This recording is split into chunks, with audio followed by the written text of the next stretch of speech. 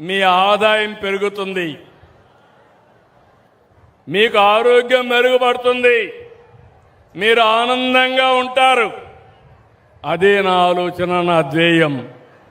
కానీ ఈ రాష్ట్రంలో ఒకటి ఉంది, గొడ్డలి పార్టీ ఒకటి ఉంది. ఏం తమ్ముళ్ళు, అర్థమైందా? గొడ్డలి పార్టీ అర్థమైంటే చేలు పైకెత్తండి. మీరు చూస్తే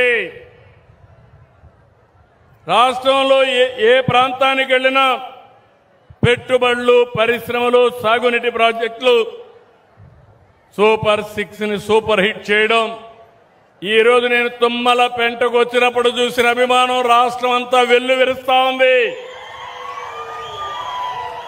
స్వచ్ఛందంగా వచ్చి సంఘీభావాన్ని తెలియజేస్తున్నారు. ఇది చూసి గొడ్డల పార్టీకి ఫ్రస్ట్రేషన్ వచ్చింది, భరించలేకపోతున్నారు. అందుకే ఫేక్ ప్రచారాలు చేస్తున్నారు.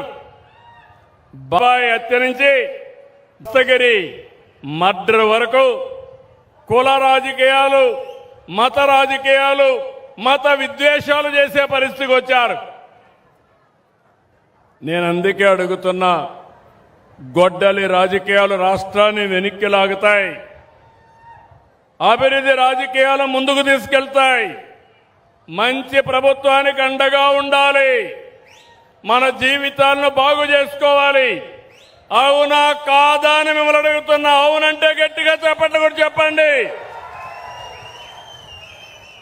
అందుకే నేను చెప్పిన 4 మీరు గుర్తుపెట్టుకోండి ఈ రోజు నుంచి.